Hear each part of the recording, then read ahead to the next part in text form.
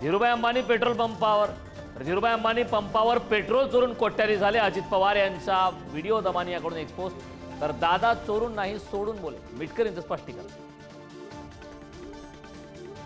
पुण्यातील इंद्रायणी नदीवरील कुंडमळा पूल कोसळतानाचा फोटो समोर, पूल कोसळून 4 जणांचा मृत्यू, 51 जणांना वाचवण्यात यश। मावळ इंद्रायणी पूल दुर्घटनेत रोहित माने आणि त्यांचा लहान मुलगा विहान यांचा मृत्यू, पत्नी शमिका यांच्या पायाला मात्र मोठी जखम। इंद्रायणी पूल दुर्घटनेतील मृत्यू हे भ्रष्टाचाराचे बळी, पुलाचे पैसे मंजूर झाले तर पूल का बांधला नाही, संजय राऊतांचा सवाल, पालकमंत्री अजित पवारांवरही टीका। कोकणात मुसळधार पाऊस, रत्नागिरी जिल्ह्याला पावसानं झोडपलं, लांजा, खेड, संगमेश्वर आणि चिपळूणमध्ये नद्यांच्या पाणी पातळीत वाढ।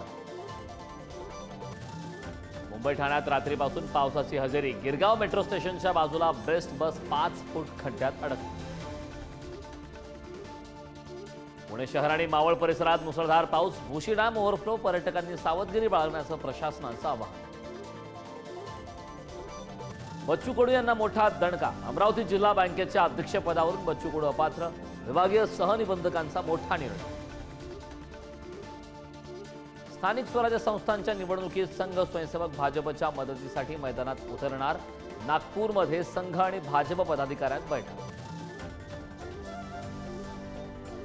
राज ठाकरेंनी मुख्यमंत्र्यांची भेट घेतली, भेटीबाबत आशिष शेलार यांचं मोठं वक्तव्य, गैरसमज न पसरवण्याचा सल्ला, तर चहापेक्षा किटली गरम, मनसेचा शेलारांना टोला। केंद्रीय गृह मंत्रालयाकडून जातनिहाय जनगणनेची अधिकृत अधिसूचना जाहीर, 1 मार्च 2027च्या रात्री 12 पासून सुरू होणार जनगणना, तर 1 ऑक्टोबर 2026 पासून बर्फाळ प्रदेशात जनगणना सुरू होणार।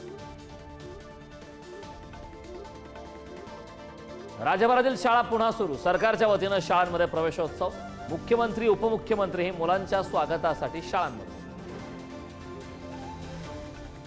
नागपूरमधील द्वारका वॉटर पार्कमध्ये बाउन्सर आणि सुरक्षा रक्षकांकडून कामठीतील कुटुंबाला मारहाण, तब्बल 1.5 तास एका खोलीत डांबलं, हल्ल्यात बेशुद्ध 2 महिलांवर उपचार सुरू।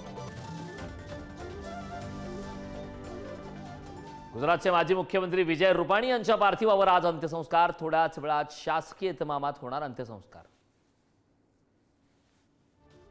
पंतप्रधान नरेंद्र मोदी यांचं सायप्रसच्या राष्ट्रपतींकडून जोरदार स्वागत, पंतप्रधान मोदींचा 2 दिवसीय सायप्रस दौरा, व्यापार, गुंतवणूक, तंत्रज्ञान आणि सुरक्षा क्षेत्रात सहकार्य वाढवण्यावर भर।